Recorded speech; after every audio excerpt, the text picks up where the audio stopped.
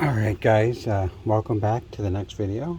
It did warm up again. We were down into the 30s, but it's 65 today, so we're going to be doing another job on the truck today. What I have in here is I've been doing all the heater hoses and crap, and I've got water everywhere, spilled it everywhere. But even after that dried up, for some reason the belt tensioner just is not holding the belt pressure. And it's squealing a lot even when it's dry, not even when it's raining or nothing. So today we're going to be replacing the belt tensioner right down there, right under the alternator. That's pretty easy. Brand new in here. And it looks like it even came with a new mounting bolt. So we're going to set you down here and hopefully get a decent angle. And we're just going to get to it. So it's pretty simple. You just need a socket to get the bolt out of the tensioner, and the ratchet to remove the belt is the same ratchet. So first things first is you take and got to get your belt off. So you just use your ratchet and relieve the belt tension. And that's very sticky too for me.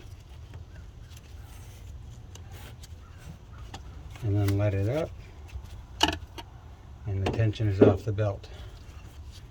Now I'm going to take it off this idler pulley and kind of try and lay it up out of the way so I don't lose any of my belt routing, even though it is on my fan shroud. So for me, this bolt in the old tensioner is a 16mm socket. So we're going to take that. You see how that snaps back? It shouldn't have done that. That spring is sticking and it's old, and it's just time for a new one. And this bolt is kind of stuck too. So this is probably the original tensioner, or at any rate an old one. So I got that loosened. I'm going to try and take it out by finger, which it's coming out pretty easy.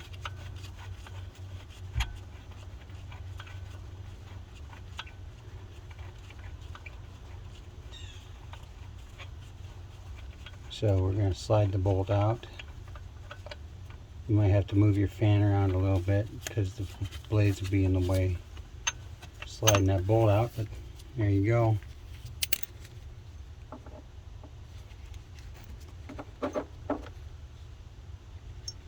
And I might not use this new bolt because, as you can see, it is a little longer than the old one. So now we just pop that off.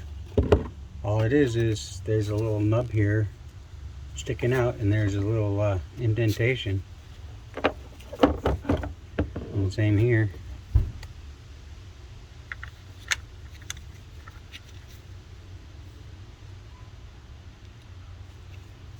Same on the new one, there's a little nub sticking out. So all you really got to do is line it up and stick it in.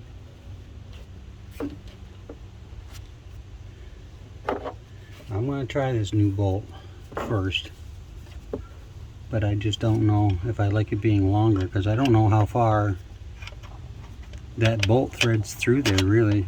I mean, we're not that far from the head, and I don't want to back it down into the head, but we're going to try the new bolt and see if it, hopefully it doesn't bottom out before it tightens.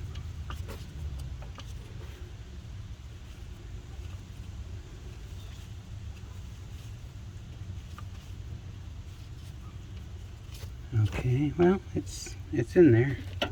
Now my new bolt is a 13mm. I don't know why they can't make them the same size, but it's okay. Then we'll just tighten that down.